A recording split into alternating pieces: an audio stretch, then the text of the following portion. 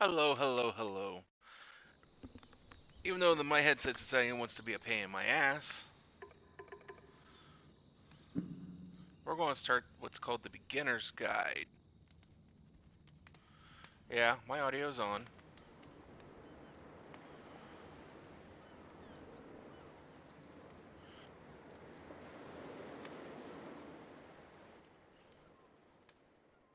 Hi there. Thank you very much for playing The Beginner's Guide. My name is Davey Reedon. I wrote The Stanley Parable, and while that game tells a pretty absurd story, today I'm going to tell you about a series of events that happened between 2008 and 2011.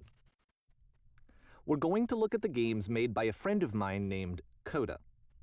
Now, these games mean a lot to me. I met Coda in early 2009 at a time when I was really struggling with some personal stuff, and his work pointed me in a very powerful direction.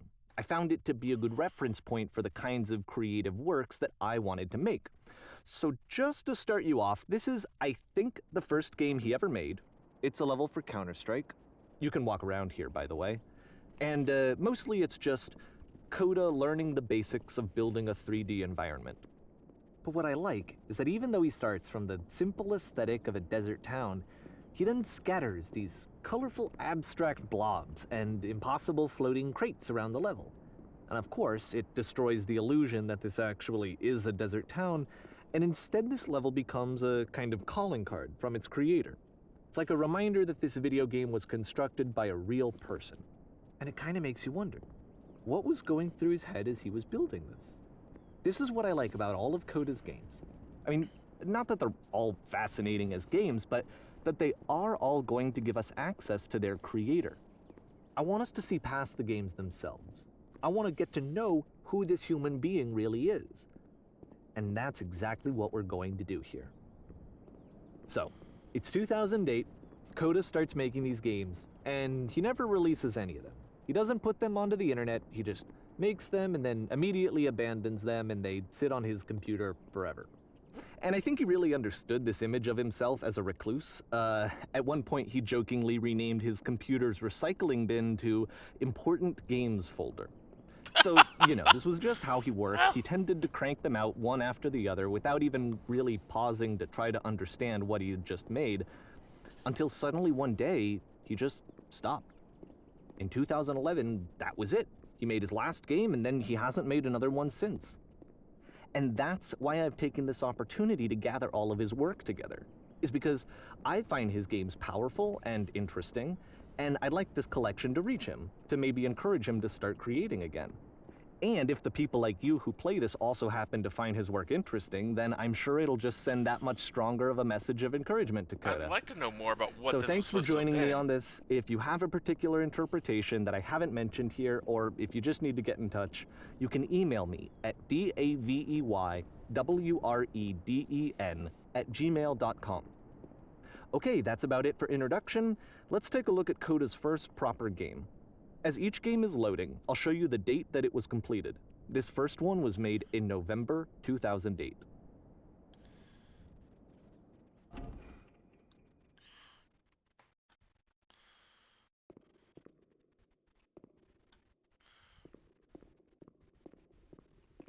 Wow, the 3D distancing just seems odd. Warning. Whisper machine active. Shift destruction imminent. This game is called Escape from Whisper, and it's one of the more generic games you'll see from Coda.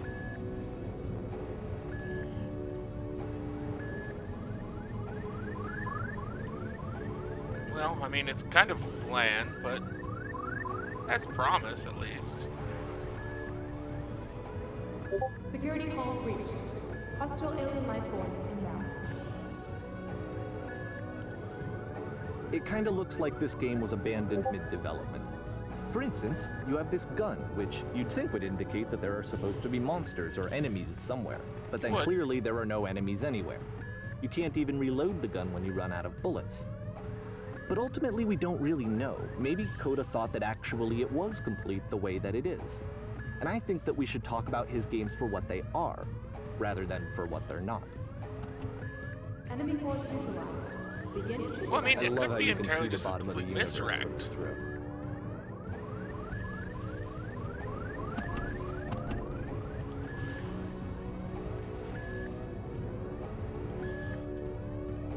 Apparently, this space station has a labyrinth on it. Sure, I don't know. There's really no reason for it that I've ever been able to discern, so in the interest of time, I'm just gonna skip you on past it. Ah!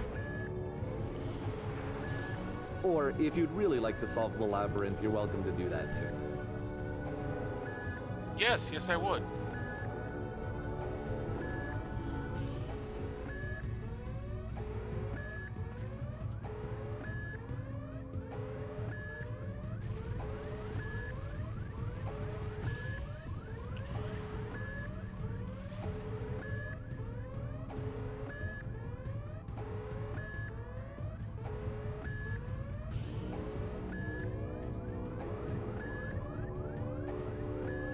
So that was the door we came in.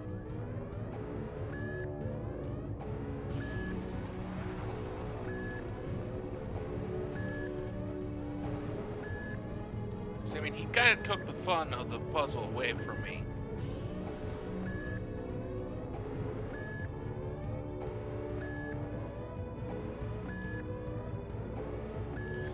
Now I gotta find my way back through it.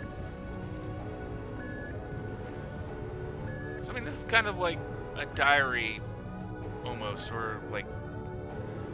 My best guess is that Coda was a friend of his that just went dark on the internet at one point.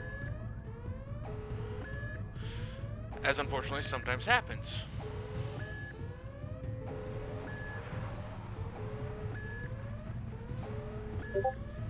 And so made this kind of Okay, in this his is the honor. part that's interesting. The game has this narrative about the whisper machine and how it has to be turned off, and then you get to the engine room. Hey, you there, in the engine room. You could save us all. That beam is powering the whisper machine. We could disrupt it by introducing a great enough heat signature. If your body could stop the beam. It's so much to ask, but for all of our lives, would you do it? Could you give yourself?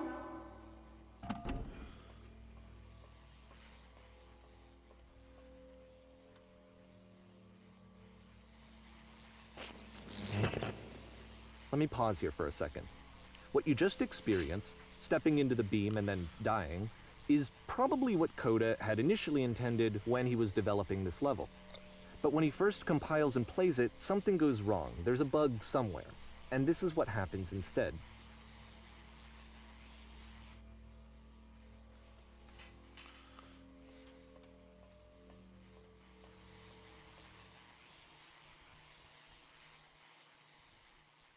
Interesting. The beam causes you to start floating. And this is an important moment for him. Because yes, this is technically a glitch, but Coda identifies something human about it, like how small it makes you feel in the face of this larger chaotic system. Or this floating could be the afterlife, a peaceful place, juxtaposed against all of the hysteria that you've just had to traverse. I don't even know. I have no idea what he was thinking, but what's clear is that after making this, something lodges itself in his brain. He wants to do more of these really weird and experimental designs. So he stops work on this and moves on to a stream of tiny little games that go in all sorts of directions. Let's go ahead and take a look at the first game he made after leaving this one behind.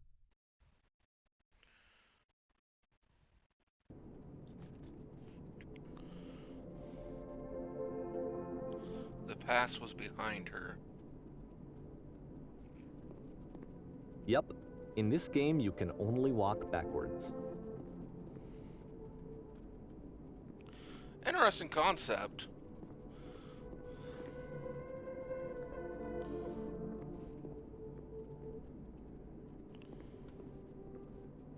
So it's a short and relatively minimalist experiment combining motion and narrative.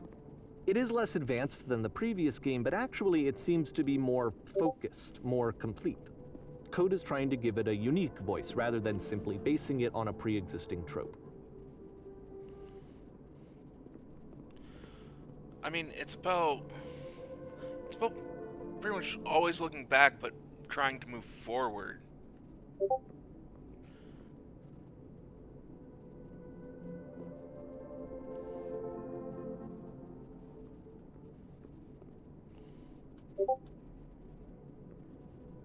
It's a short little thought, it says what it wants to say, and then it ends.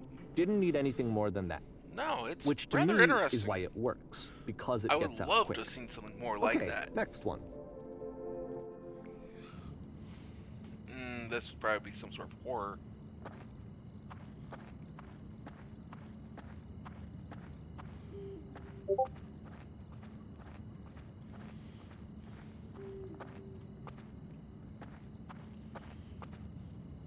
And that's it. Okay, the meaning of this game won't be clear just yet. Please be patient with me for a few more games, and I promise you'll see what makes it interesting.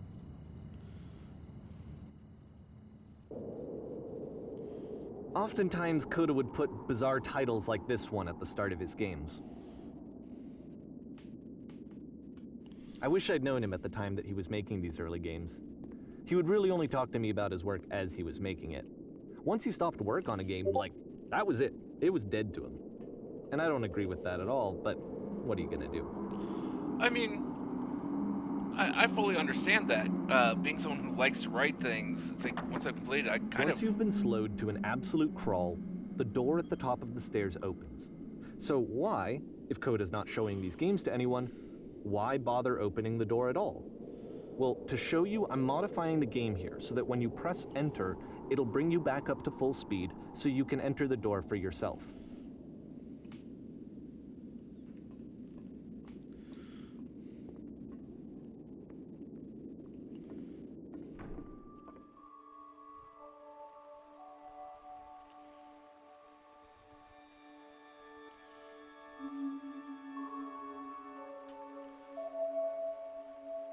A room that's warm and nice and filled with little ideas for games.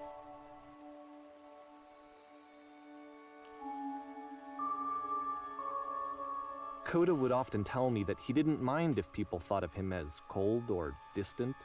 He said that he knew that he was actually a vibrant and compassionate person, but that it takes time to really see that. It can be a very slow climb to get there.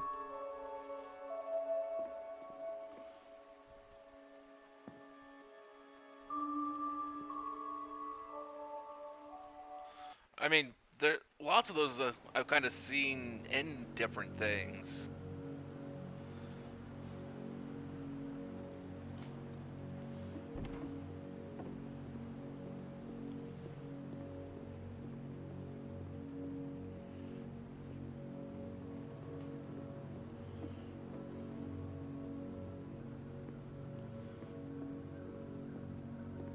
Well, this is new for Coda. It's an actual puzzle. Go ahead and see if you can solve it.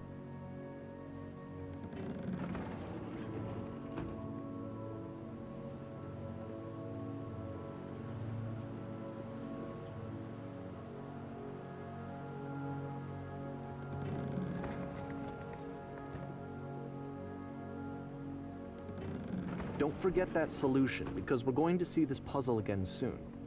We're gonna see it a lot. Interesting. It was kind of, hey, go back, close that door, hit the switch on the back of it, and So that seems to be it, right? You walk down a corridor, you solve the puzzle, you get to the end.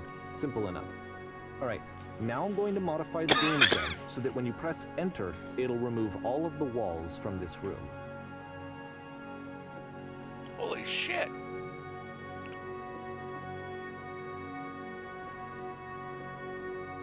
How about that? There was more to it than we had any way of knowing. I actually find it funny that this game comes after the Stairs game, since they essentially convey the opposite idea. So, in the Stairs game, a dull exterior concealed a rich interior. And then, in this level, a dull interior hides this fantastic outer world. Either way, I think that the point is the same, is that most of the time you don't get to know what you're missing, or even that you're missing anything. That's not your role as a player. So if your role here is not to understand, then what is it?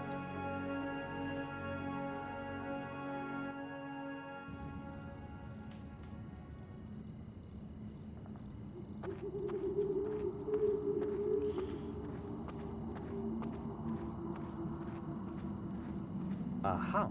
So, this, combined with the entering game from earlier, tells us that Coda believes his games are connected somehow. It could even be that the stairs game and the puzzle game are literally connected in between this and the entering game. There's a bigger picture that all of his games are meant to play a role in, some larger meaning that we won't be able to grasp until we've seen all of them. And once we have, we can step back and start to understand what exactly that bigger picture is.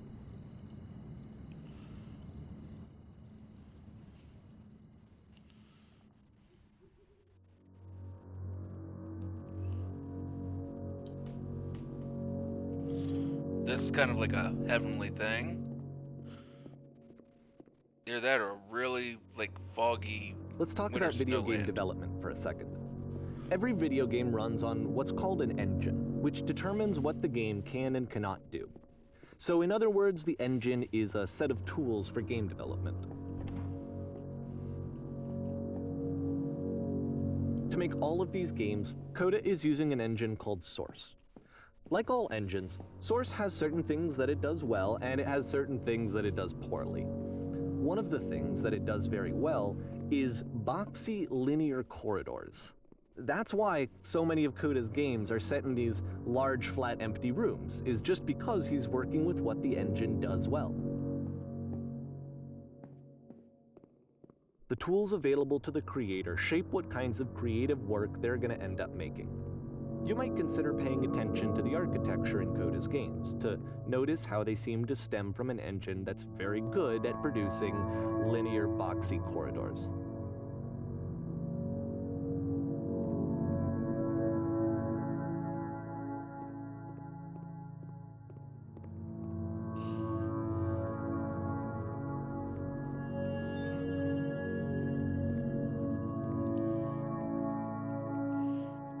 Which there for a moment he had something that it worked on figuring out how to make it work to be a little more expansive. This makes me think of like a cow barn at a fair.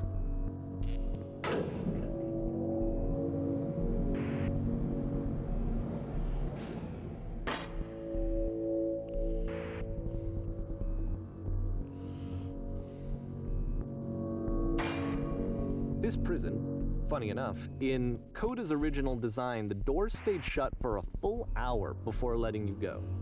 If you don't mind, I think we're gonna skip that. Yeah, This please. is something that he and I used to argue about a lot. You know, whether a game ought to actually be playable, whether it means anything if no one can get through it. And I would always defend that, you know, all this work goes into the game, why not make it playable and accessible? And so we just got into heated arguments over it, and there was one time that after one of these conversations, he went home, and a day or two later, he sent me a zip file entitled Playable Games that was full of hundreds of individual games, each of which was just an empty box that you walked around in and nothing else. Believe me, I played every single one of those just to find out if there was like a gag hidden somewhere. There wasn't.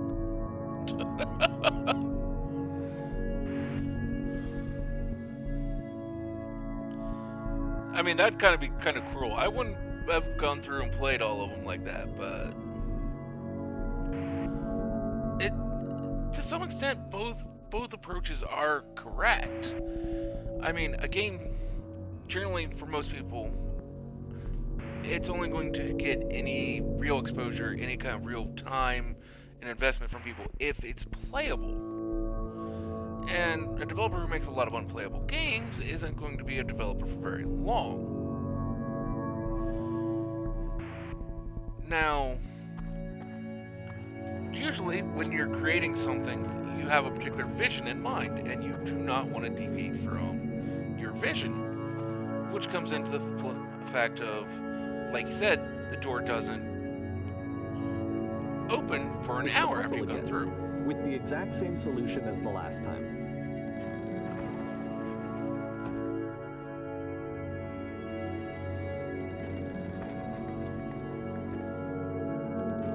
there's still no clear indication of what makes this puzzle so special that Coda is going to return to it over and over.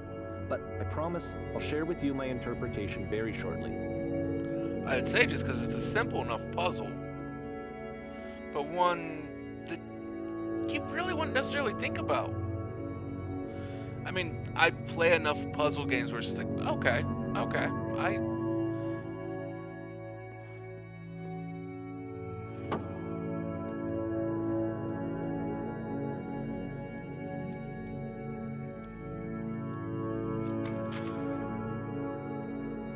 Here, Coda begins using a kind of dialogue system that he fashioned out of the engine's chat capabilities. Use the 1, 2, 3 buttons on your keyboard to respond.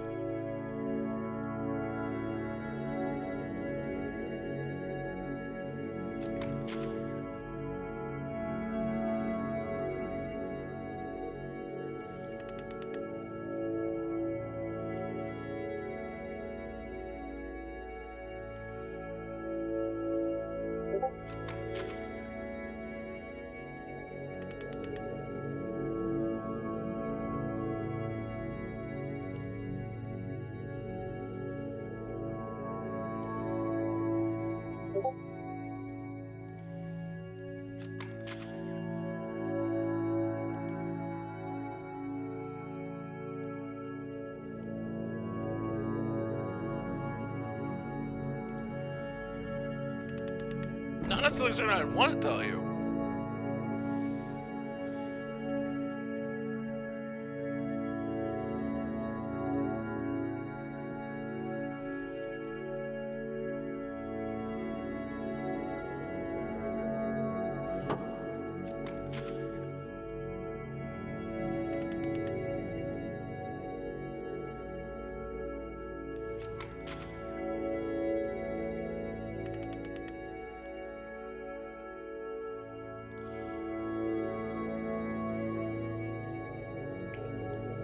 Yeah, because I mean, it was kind of odd. It was kind of like, so in one of the early Magic the Gathering books, a mage kind of walked into the ether between planes, and it kind of made me think of that.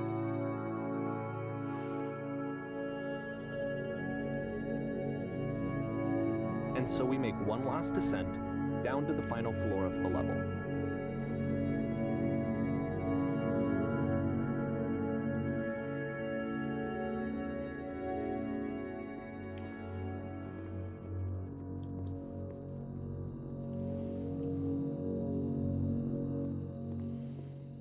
It's a lamppost. Okay, I can't tell you quite why, but for some reason, Coda fixates on this lamppost. It's going to appear at the end of every single one of his games from here on out. I'll tell you what I think. I think that up to this point, he's been making really strange and abstract games with no clear purpose, and maybe you can only float around in that headspace for so long. Because now he wants something to hold on to. He wants a reference point. He wants the work to be leading to something. He wants a destination, which is what this lamppost is. It's a destination. We're going to see it in the work as well. His games are just going to become a lot more cohesive, a lot more fully developed, with more of a clear idea behind them. And as we go, that idea will get clearer and clearer and clearer.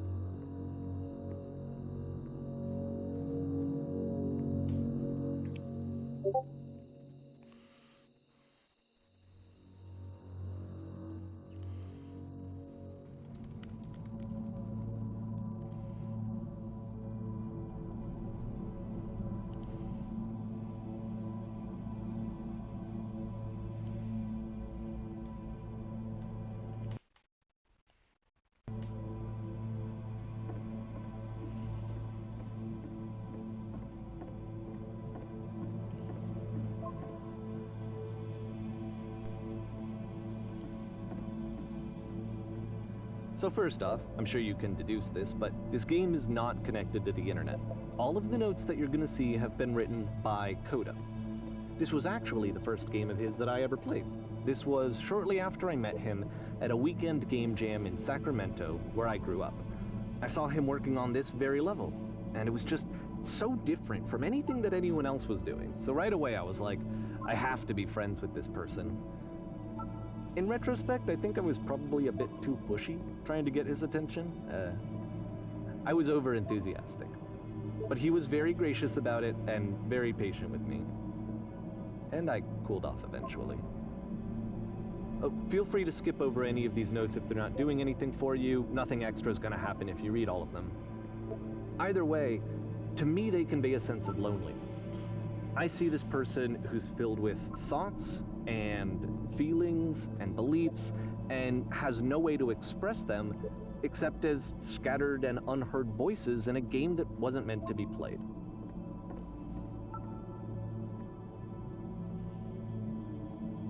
But it's ironic, isn't it, that in playing this game and seeing how alone Coda often felt, that we get to know him better and actually kind of connect with him. And I have to be honest with you, this idea is really seductive to me. That I could just play someone's game and see the voices in their head and get to know them better and have to do less of the messy in-person socializing.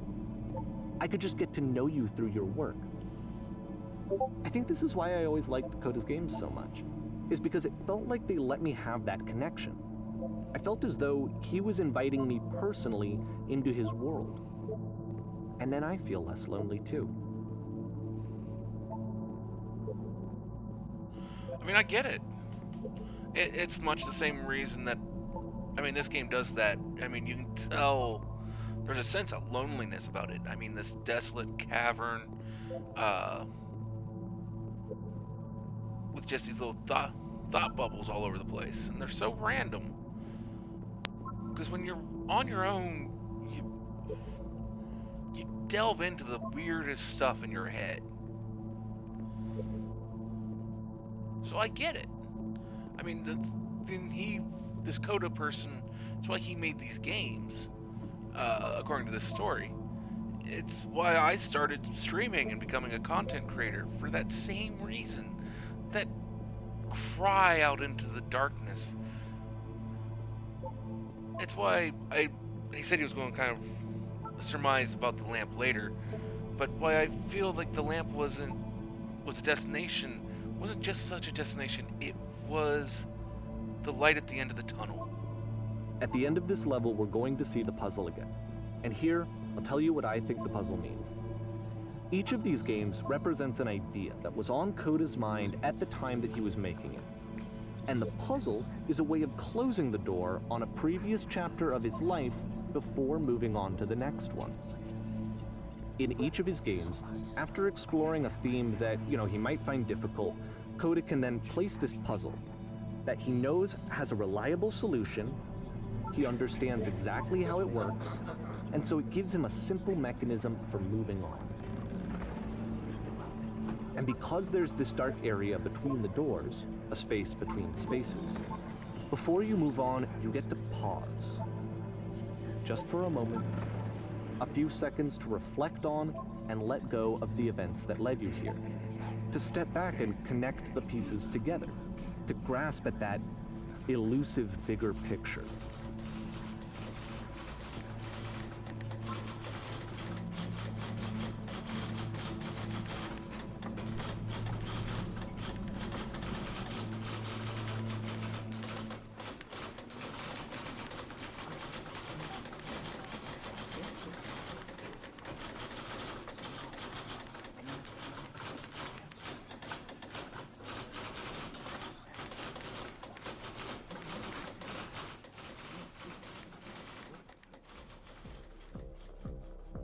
Okay, this one is tough. It's gonna kind of just spin its own wheels for a few minutes. Hang with it.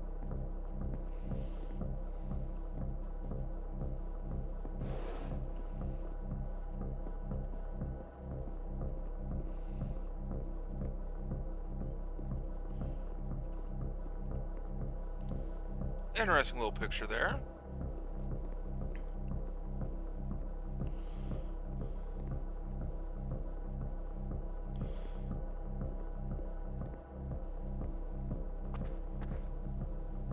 See, this is it, the whole game. And there's nothing that's particularly interesting about it. You just walk to the end of a hallway. Except, for some reason, Coda gets really fixated on this prison that has all of this modern furniture. And I don't know why, but he decides he needs to revisit this prison. He's gonna start over, use the same assets, turn it into something else. Okay, cool. Here's version 2.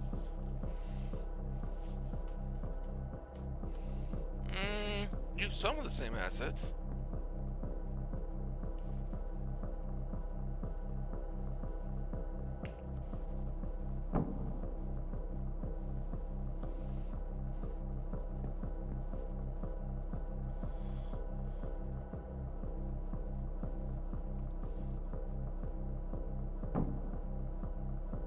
It's not exactly what I said, but...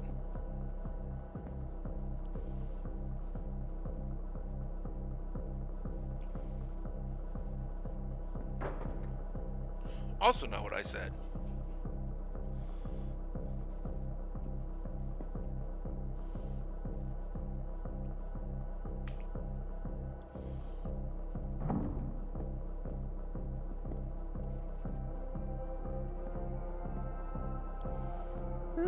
There's a bit more to this one, but still, it's not really communicating anything. It's kind of just weird for weirdness' sake.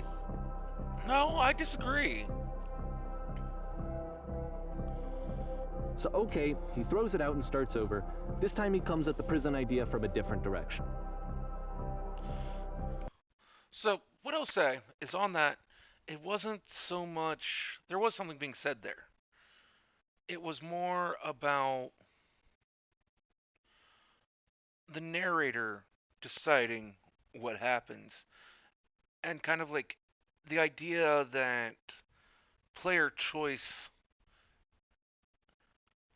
it shouldn't always be a thing in all games.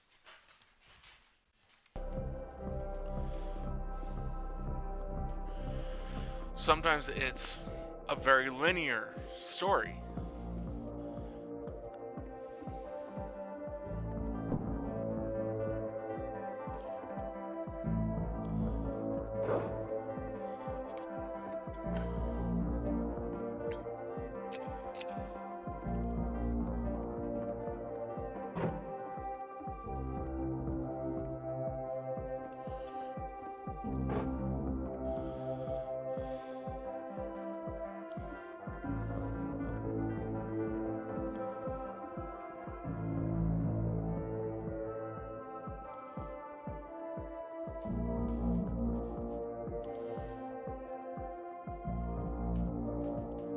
And of course, now the table is gone and you can't begin the chain of events to escape. Here's a version where there are no bars, but you can't actually get to the well. And then a version where the inside of the prison is the outside and the outside is the inside. Let me just blink you real quick through a few more of these. I mean, he really unloaded on this prison idea. There's nearly a dozen of them. Personally, I think it's awful to watch this, to see a person basically unraveling through their work. And for what? Like, at what point do you just go, maybe there are game ideas other than this prison that I could be working on? But Coda doesn't have that voice telling you to stop, that particular mechanism of defense against yourself. Without it, you just spiral. And so he keeps going and going and going and going and going, and then he hits on something. And he likes it. And that's it. He's done. He stops making prisons. This is the very last version of the prison game that he created. And the reason I think it works is that the prison is not actually in it.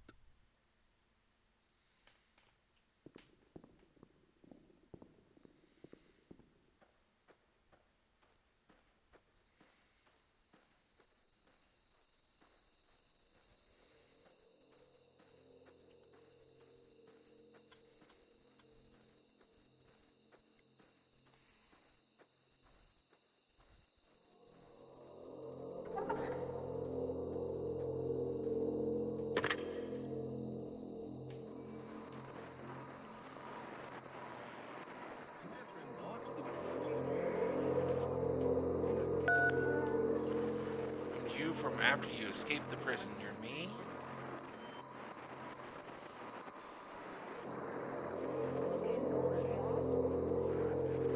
It's a conversation.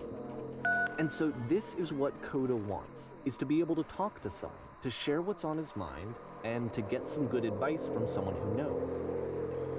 but the irony is that even in this scenario, you're still talking to yourself. You know, all of these games so far are Coda talking to himself.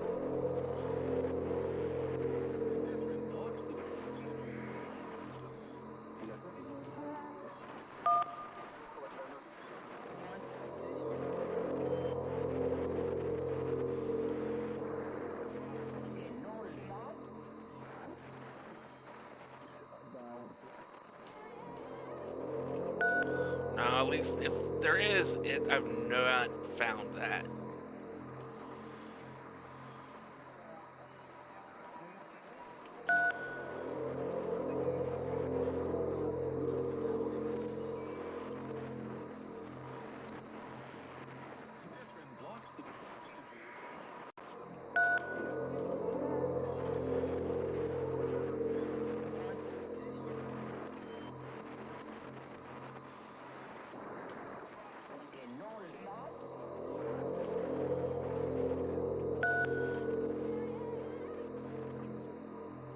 I don't get it, but none of the...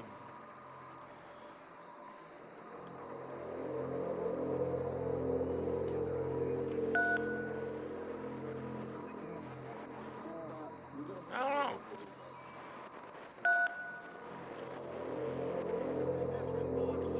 It's an interesting thought process, though. I can see why he considers this a fitting conclusion to the prison games. After all of the obsession and frustration, just to be told by someone you can trust that things are going to be okay. Wouldn't that be nice?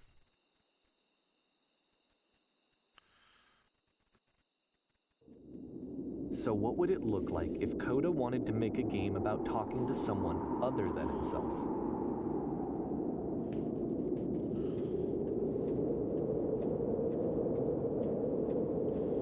To me, this environment is meant to represent Coda's puzzle, with the two doors on either side and a dark transitional space between.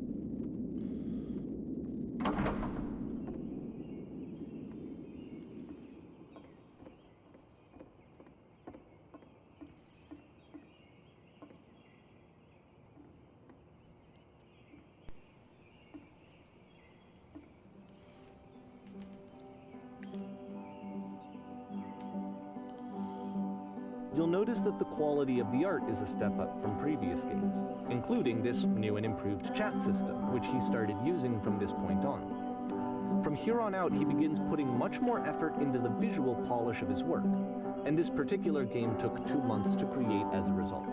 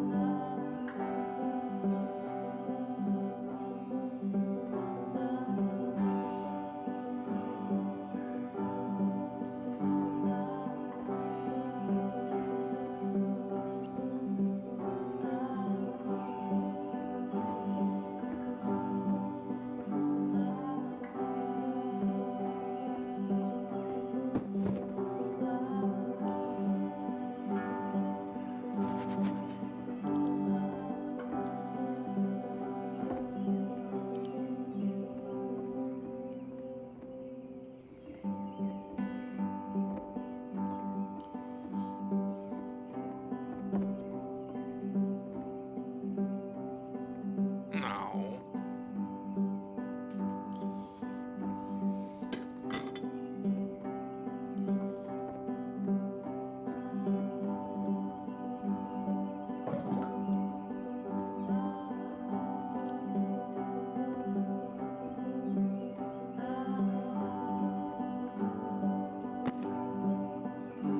Organize the bookshelf too.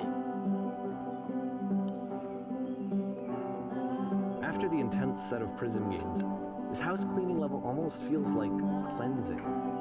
It's the moment after a particularly difficult or traumatic experience where you just need to let it sit and digest inside of you, and eventually cohere into something meaningful.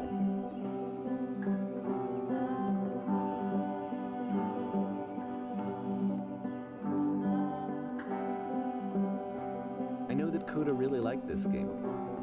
Of all of his work, actually, this was the only one that he called me up to ask me to come over and look at it. This was during a period of a few months where he was like grossly happy all the time, just walked around with a constant smile on his face.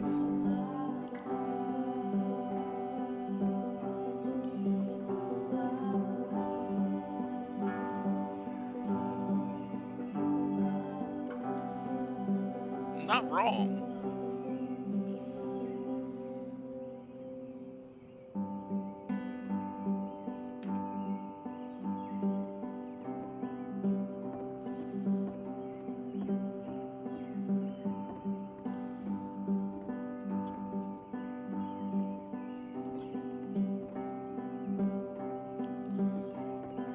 Kind of bothers me that there's no noise indicating that, hey, this thing changed.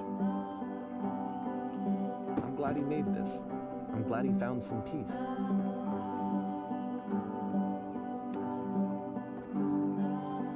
But, of course, it can't last. The music stops, your companion is gone, it's time to leave. The door at the top of the hill is now open as well. Again, you can't stay in the dark space for too long. You just can't. You have to keep moving. It's how you stay alive.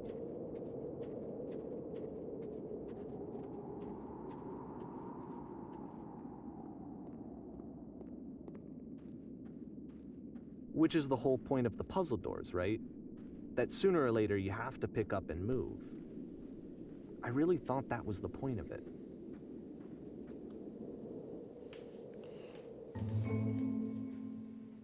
This one gets a bit goofy.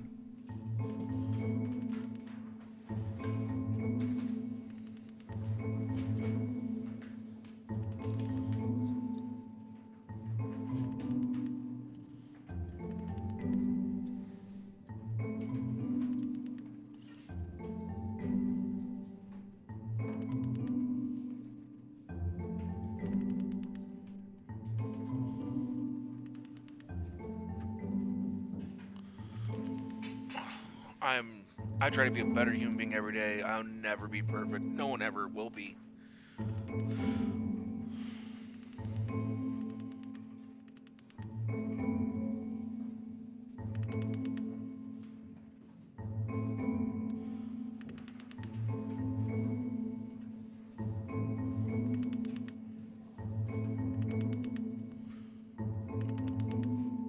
Okay. About halfway through the game, the perspective shifts.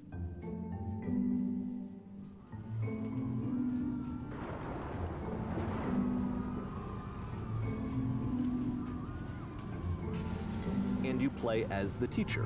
And suddenly, you discover that your teacher is just as bigoted and afraid as you are. Oh, and also you can move around the classroom now.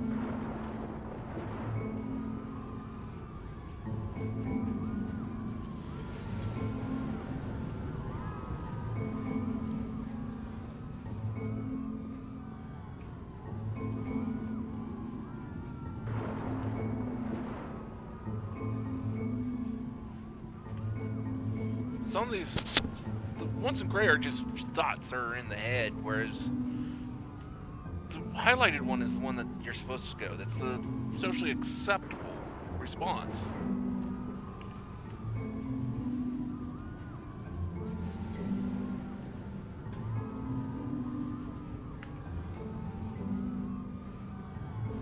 I felt pretty hard for this one. I feel like it's one of the most relatable experiences that you can have. To assume that some other person is perfect and totally fulfilled in every way, and completely miss all of the little flaws that make them painfully human. I think about this game a lot these days.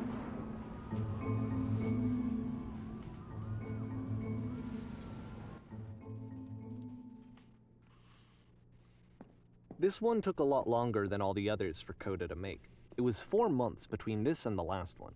That's twice as long as it took him to make any other game before this, and it's not like it's particularly complex, so I remember I found that a little strange at the time. I would say it's more to do with detail.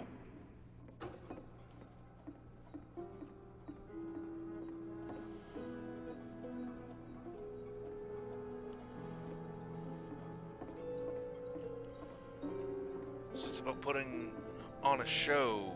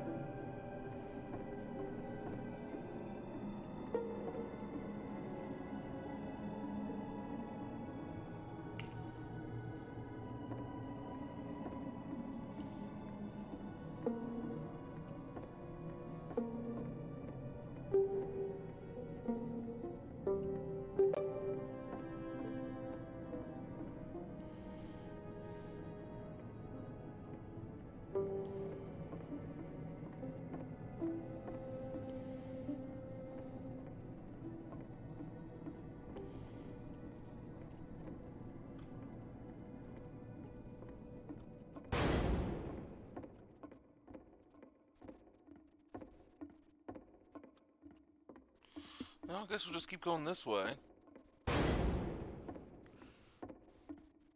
The game ends with this eerie premonition of what's going to happen next in Coda's life.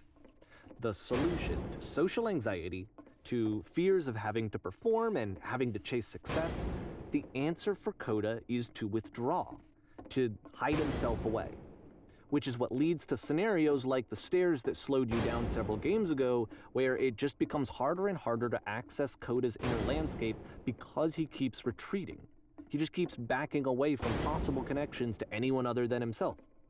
And to be honest, I didn't consider it very healthy when I first played this game. You know, it looked to me like he was trying to justify the idea of just disconnecting yourself from the world. And that wasn't what I wanted for him or for his games. Because I feel like a lot of his games are inviting me to connect with this person, to bring him closer.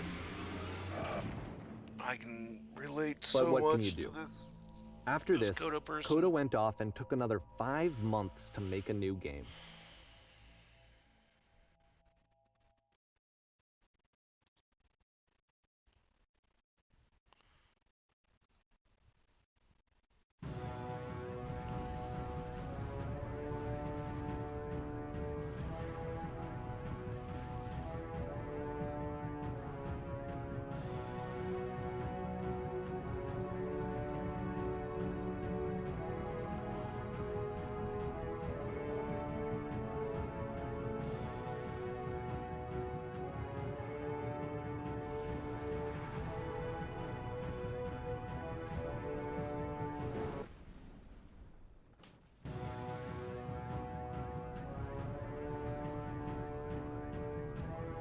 You should probably open your eyes if you haven't already. It's pretty much impossible to solve otherwise.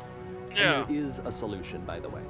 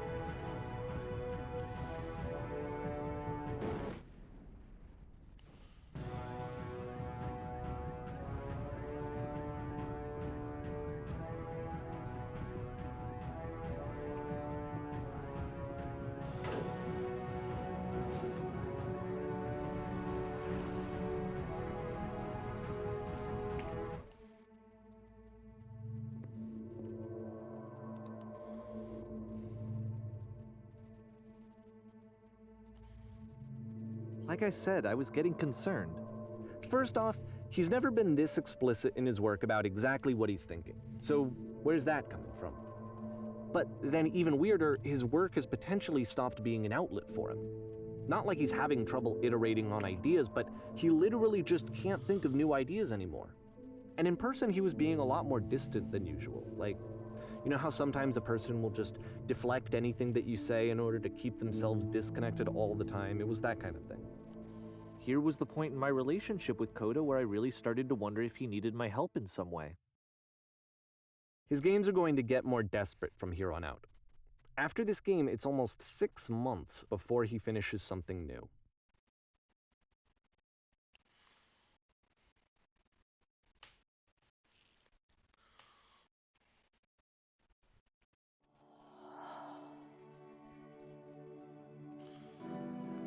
Looks pretty good, actually.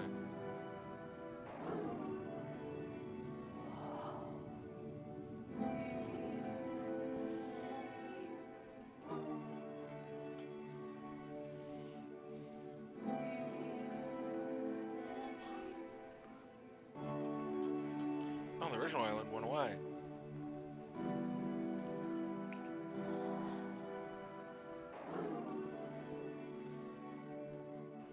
That's how I felt for a long time whenever I tried to sit down and write.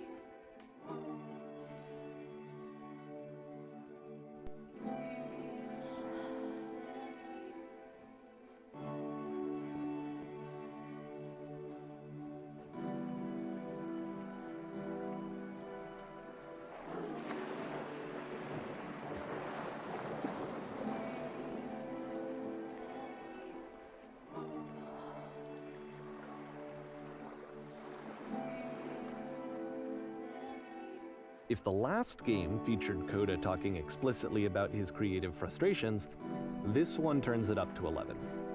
Now, put yourself in my shoes playing this. Here's a friend whose work is exhibiting signs of struggle, frustration, anxiety, depression, even. And yet still, he keeps making games. He keeps throwing himself into the grinder even when he clearly doesn't have the energy for it anymore. Why? What is it for? Because from my perspective at the time and just what I knew of him, this was a result of how isolated he was. He was in his own little bubble, just sitting at his computer all day, not really showing these games to anyone, not releasing them onto the internet, and so he didn't have anyone outside of himself to connect with. He had no outlet to ground himself on.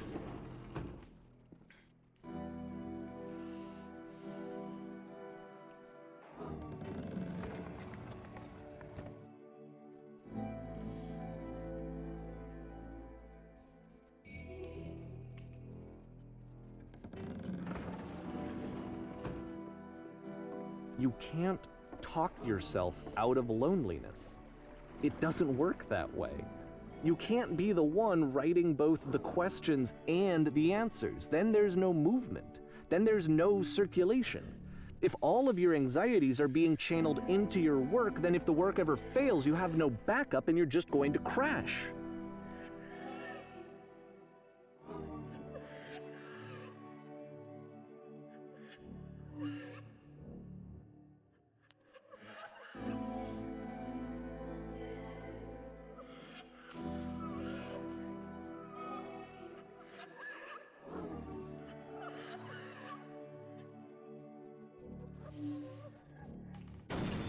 So it's about, basically, again, putting on the facade of, I'm okay, I can do this.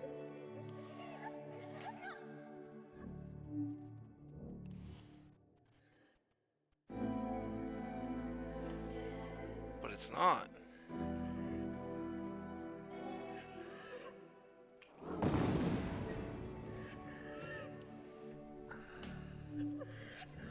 Seeing this game at the time that he made it, it looked really unhealthy to me. I was watching him do this to himself, and I hated it. I hated seeing him so trapped. It's like, video games are not worth this amount of suffering. This is someone I really cared about. And I used to get so much joy out of seeing him create. For him to suddenly become angry and frustrated like this, it was the worst thing for me.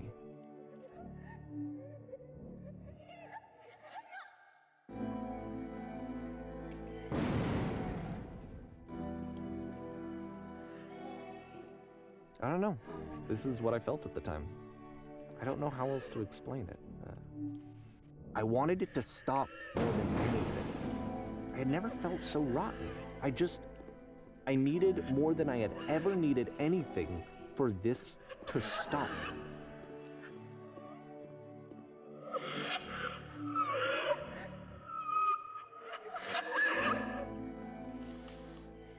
But it didn't stop. After finishing this one, Coda takes another 7 months and comes up with a new game.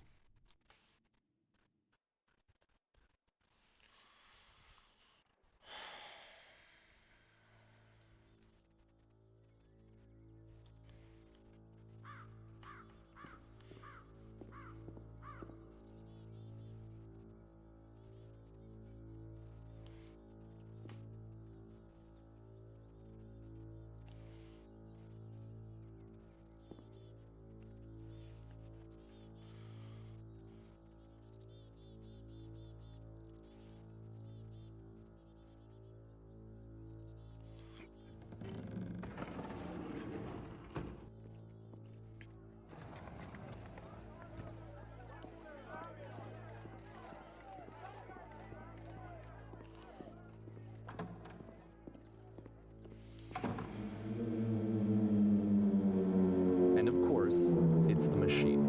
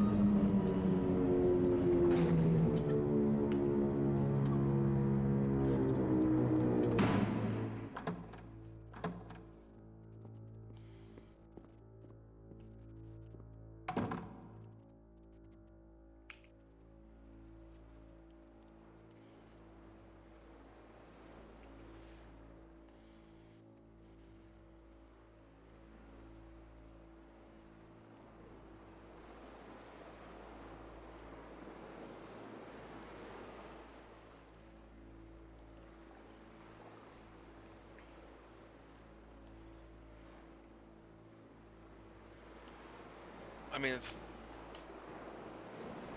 going off of probably the actual mindset.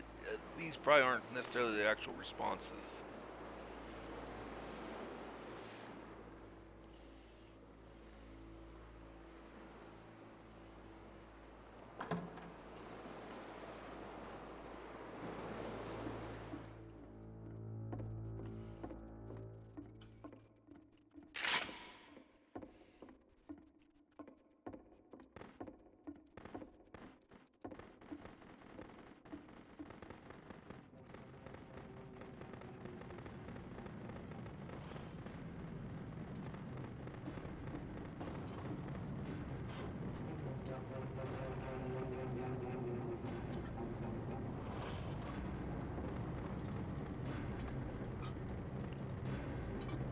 So now the work is becoming self-destructive. And I'll tell you, at the time that I first played this game, shortly after he made it, here's what I'm thinking to myself.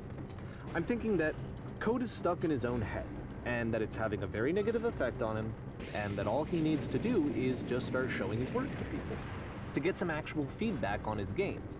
It might get him out of isolation. And so, as I'm thinking this, I realize that I could be the one to initiate it. Because it would never occur to Coda to start actively soliciting feedback, so what if I did it for it? If he could see the difference it would make to have more actual conversations with other human beings, would that bring him out of his mental spiral? Would it give him confidence in himself? Would it bring meaning back into his work?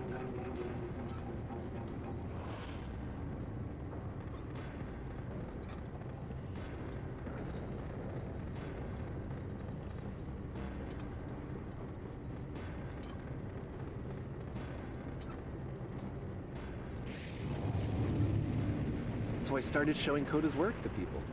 I took this one, and the islands which you just played, the theater, the notes, the house cleaning game, and some of the prison escape games. I brought them to people that I knew and trusted. I asked their opinions. And the great part is that they really loved his games. You know, the point of it all was just to give him some external reference point, but they genuinely loved his work. There was nothing for him to be afraid of. But he was anyways. I won't guess, but...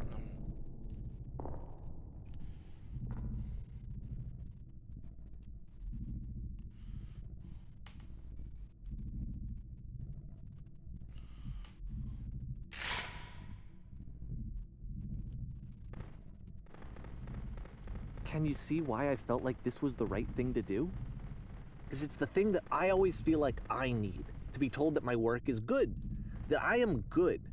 When someone really connects with a thing that I've made, when they see themselves purely in my work, there's nothing that feels better. And I got to give that very same feeling to my friend. I did something...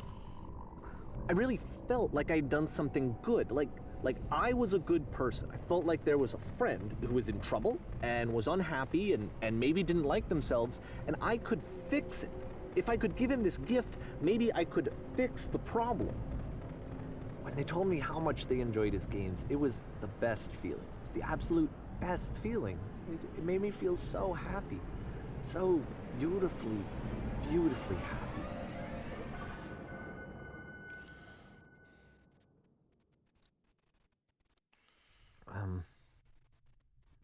So anyway, Coda finishes this game, and then really he just kind of takes off for a while. So this is June of 2011, and I didn't hear anything from him for several weeks, I guess. And so out of nowhere, one day I get an email, and it's got a private link to a new game of Coda's. This one is called The Tower, and to my knowledge, it's the last game that Coda ever made. So let's take a look.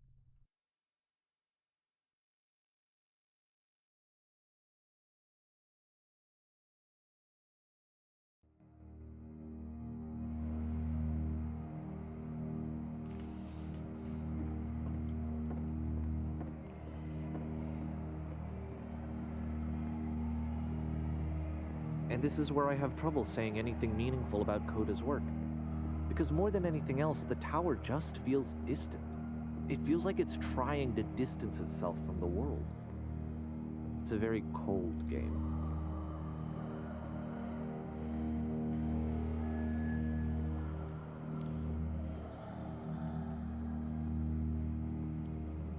This room actually has a maze in it.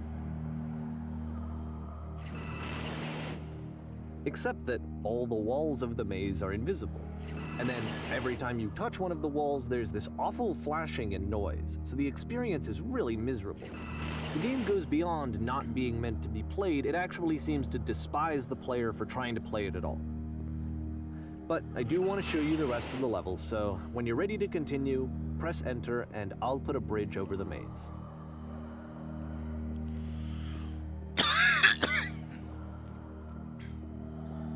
Yeah, so I'm not going to try to figure out that maze.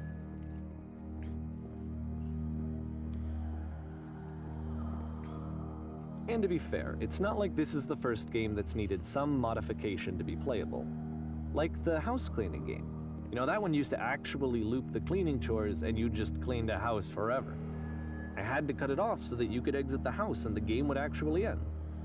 But that game had an idea that it was actually trying to communicate. What's the deeper idea behind the invisible maze?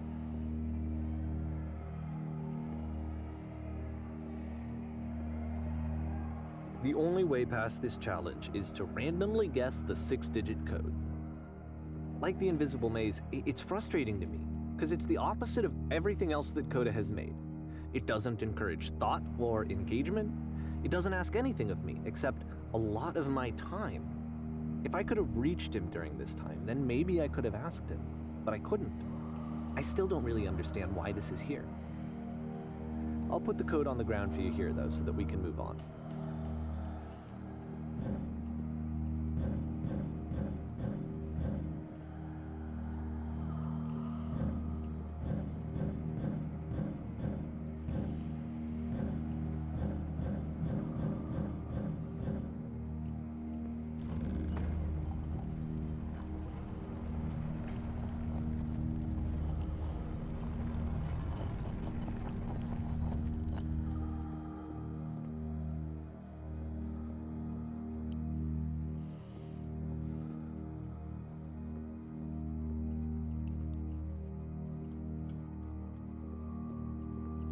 The switch to open this door is actually on the other side of the door, meaning that it's literally impossible to solve from this side. So even if you somehow brute forced your way through the first 2 challenges, and you got to this point, there's actually just no way to progress. And it's scary for me, the idea of Coda cutting himself off entirely, just saying, that's it, that's the end of the conversation, not giving me any way to fix the problem. I feel like a failure, I guess, when I can't fix the problem. But I can open this door for you, so let me do that. Well, maybe that's the entire thing. He doesn't... Was I a failure for not understanding this game? I mean, I don't know why I would be. It's not like everything needs to have a solution, but I feel it somehow. I feel like I failed, and I don't understand why. I remember, it's June of 2011. I'm playing this for the very first time. And as I'm playing, I'm thinking to myself, I don't know this person. I have no idea who this person is. It wasn't the guy I knew, it wasn't my friend. I had come to so many conclusions from looking at all of his work up to this point, and then suddenly none of them... I had been trying to, though. That was the thing. For years I was trying to get to know him, to understand who he actually was and what he stood for. I asked him so many times to please just tell me what his games mean to him. I asked him please to tell me what the 3 dots mean. And he wouldn't.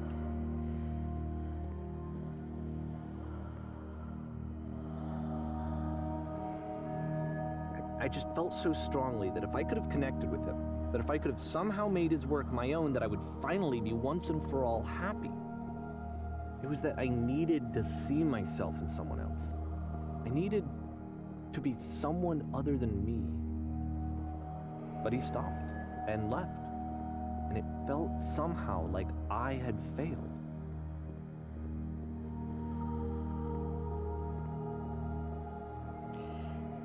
It's always really the case did I with screw up? friends.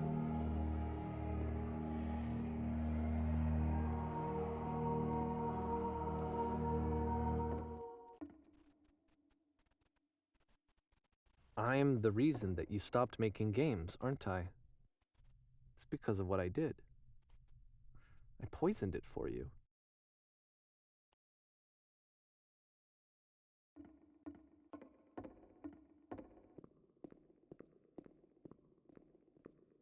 I don't think I ever told you this, but when I took your work and I was showing it to people, it actually felt...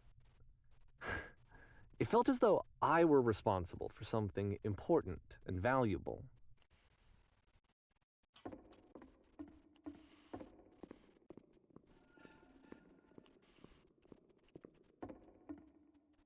And the people who played them, they treated me like I was important. They really listened and cared about what I had to say.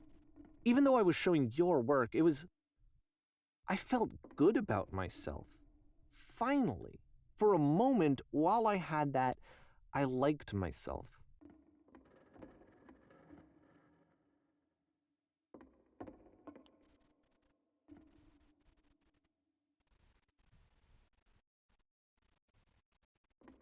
That says you're changing the games. And then you stopped, and I didn't have anything left to show people. I just had to be with myself. And as soon as that happened, there was no feeling at all. Nothing. Less than nothing. What does that mean?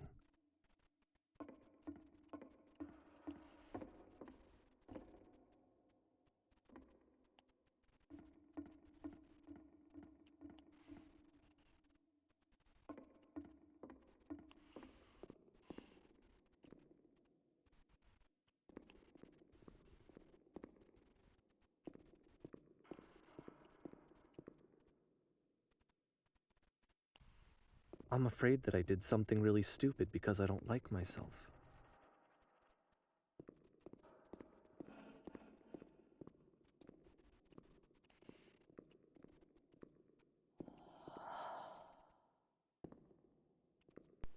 That's why I'm releasing this collection of your work, is because I haven't been able to find any other way to reach you. I've tried everything. And so a part of me has hope that if I put this compilation out into the world, and if I put my name on it, that maybe enough people will play it so that it'll find its way to you, so that I can tell you that I'm sorry. I know I screwed up.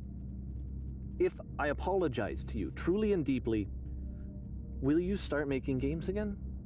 Please, I need to feel okay with myself again. And I always felt okay as long as I had your work to see myself in. I mean, is something wrong with me? Because I know that I did an awful thing, and I'm doing it again right now. Like, I'm showing people your work, but I can't stop myself from doing it. That's how badly I need to feel something again, like I'm an addict. There has to be something wrong with me. Can I apologize? What if I tell you I was wrong? Will that work? Will that fix it? I don't know. I don't think it will, but there's nothing else that I can do. Just tell me what you want. I'm sorry. I'm sorry. Please, start making games again. Please help me. Please give me some of whatever it is that makes you complete. I want whatever that wholeness is that you just summoned out of nothing and you put into your work. You were complete in some way that I never was. I want to know how to be a good person. I want to know how not to hate myself. Please. I'm fading. Oh, that's why. And all I want is to know that I'm going to be okay.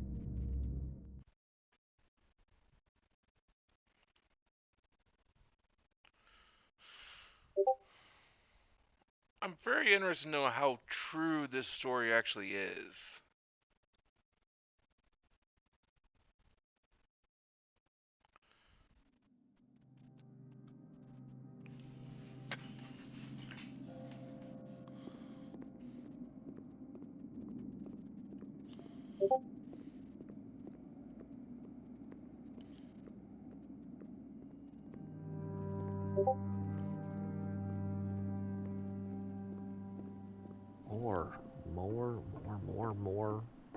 More love, more praise, more people telling me that I'm good. Always more. It's like a disease. Solution.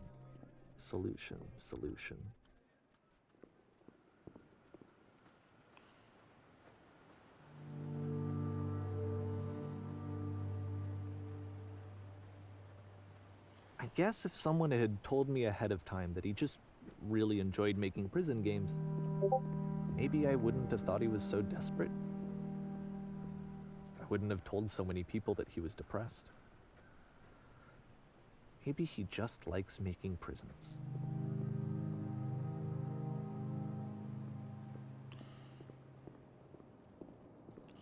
I mean, there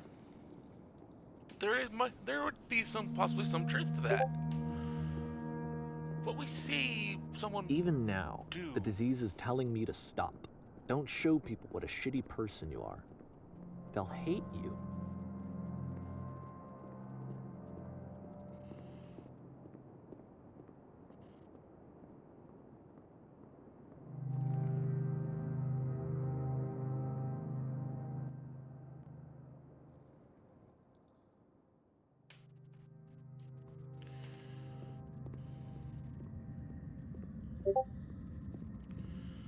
I mean, someone could like something, and we read ourselves in these things, in these creations. If I knew that my life depended on finding something to be driven by other than validation, what would that even be?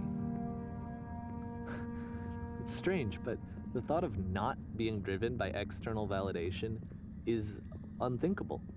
Like, I actually cannot conceive of what that would be like.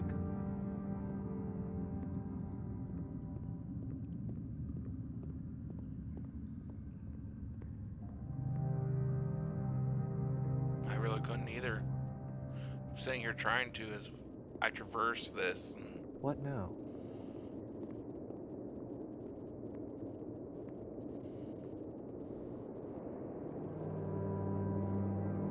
I think I need to go. And I'm sorry, because I know that I said that I would be here and I would walk you through this, but I'm starting to feel like I have a lot of work to do. I have a lot that I need to make up for. And so I'm just gonna. Okay.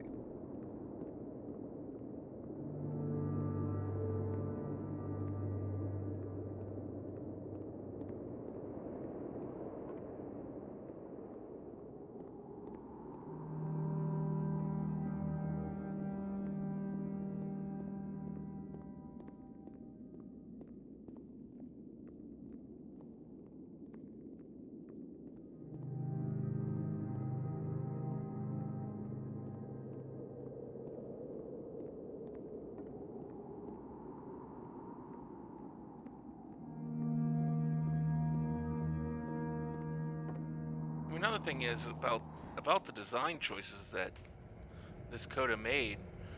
They might not necessarily be speaking about him personally, but so much about just getting people to think what's going on in their own head.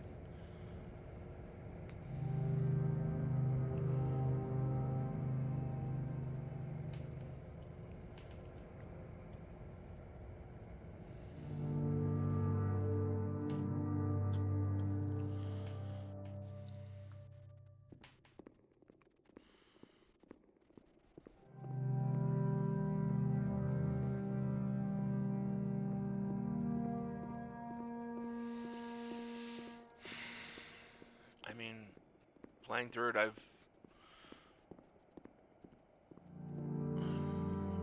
I see my own flaws.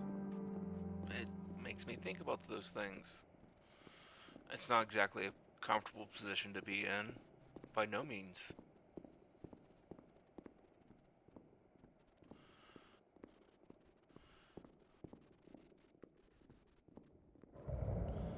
I mean, I made the same mistake as the narrator did. Based on what I was seeing and myself, my own mental perceptions and meta of my own brain, I made judgments about who this Coda is, how they think.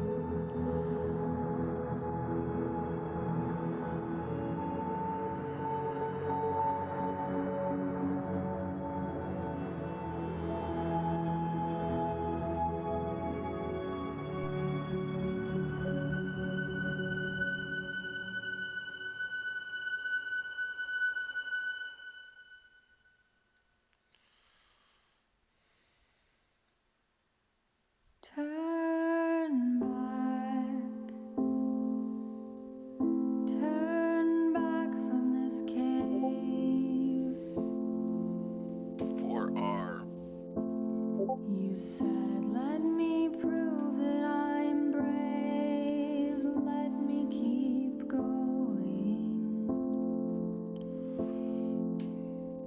But the cave goes for miles and miles and miles.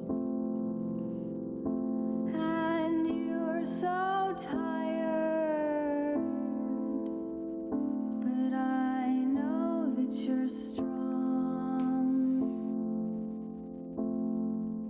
So turn back,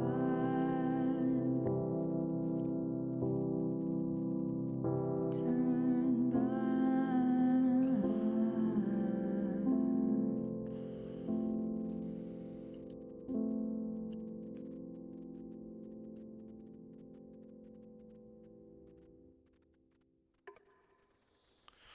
Okay.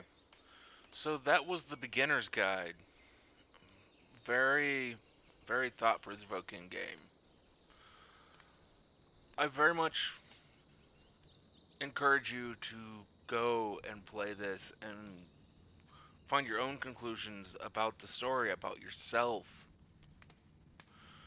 And if you care to do so, share them in the comments.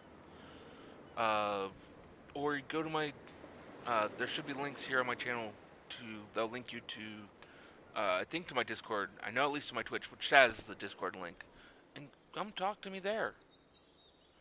I would be happy to hear and discuss this with you. Till next time, though, I hope you all have a wonderful rest of your evening.